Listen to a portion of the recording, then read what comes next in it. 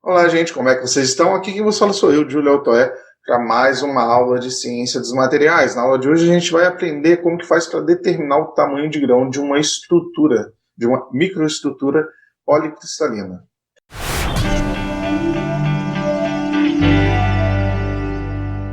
Bom, gente, dando continuidade na nossa última aula, que foi sobre microscopia óptica e eletrônica, agora a gente vai ver uma continuação, mais ou menos, principalmente da parte da microscopia óptica, que é a microscopia que normalmente a gente utiliza para determinar e para revelar a microestrutura de um metal, principalmente.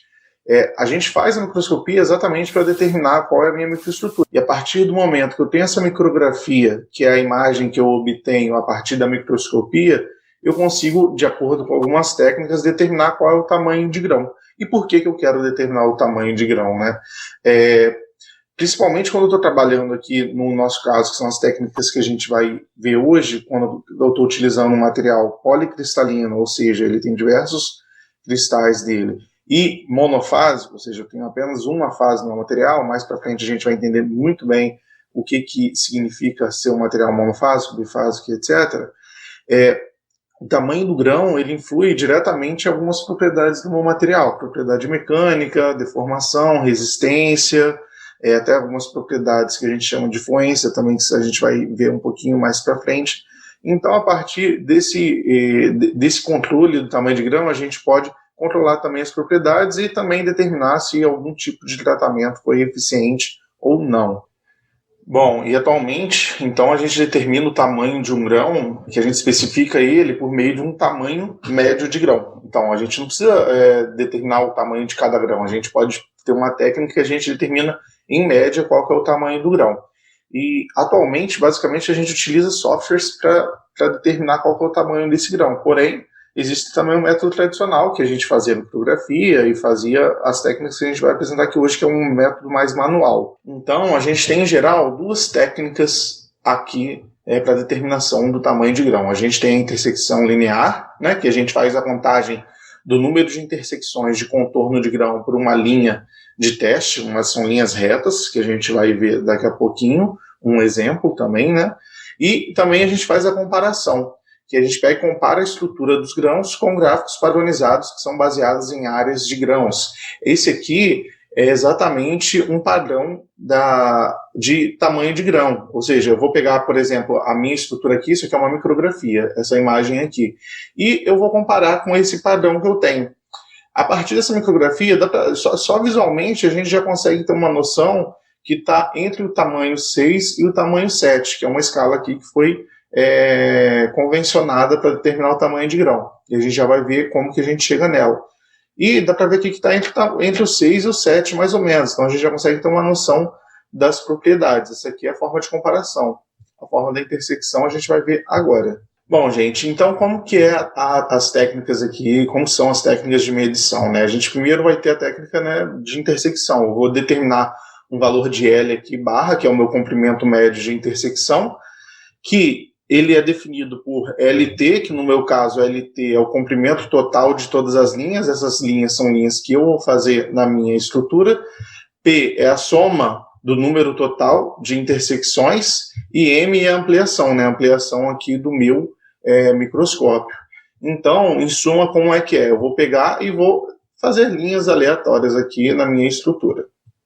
Eu vou desenhar linhas retas de forma meio aleatória. E, normalmente, essas linhas são do mesmo tamanho, tá? Aqui que eu estou fazendo diferente.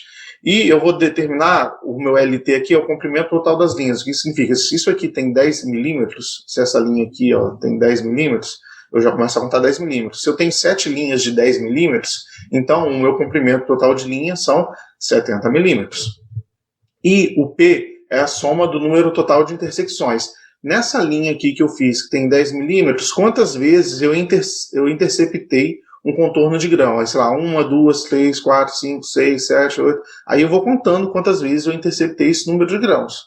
E o meu M vai ser a ampliação, né? Que aqui hoje a gente vai ver como que faz para determinar essa ampliação certinho quando eu tenho uma barra de escala aqui já do lado.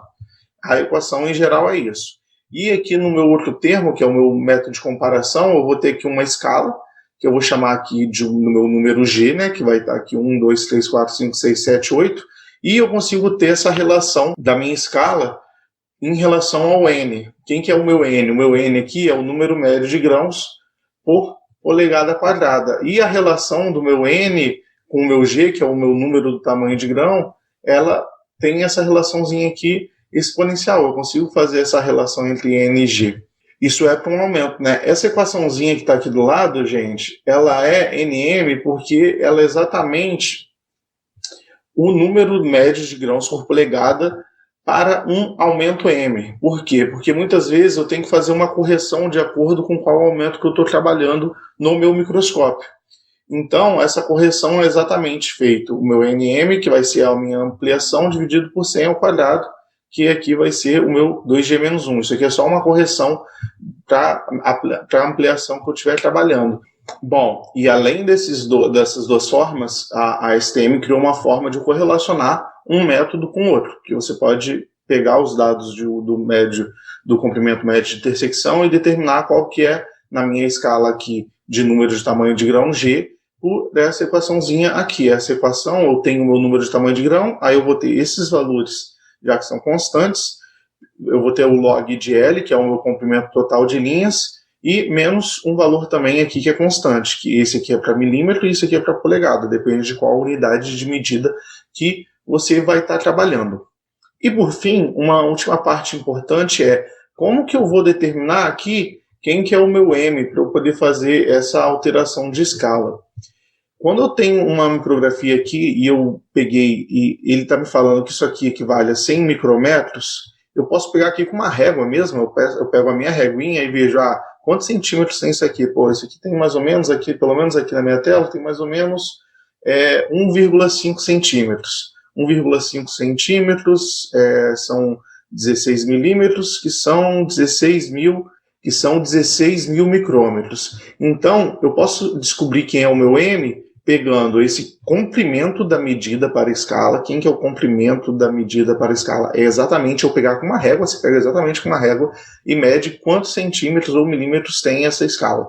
Aí eu determinei ali que são 16 milímetros, ou seja, 16 mil micrômetros. E eu vou dividir pelo número que aparece junto com a barra de escala, que é o meu 100 micrômetros. A gente vai fazer um exemplo aqui agora que ambas as partes vão ficar claras. Bom, vamos lá, o nosso primeiro exemplo aqui, exercício do dia. Aqui a seguir está uma micrografia esquemática que representa a microestrutura de algum metal hipotético.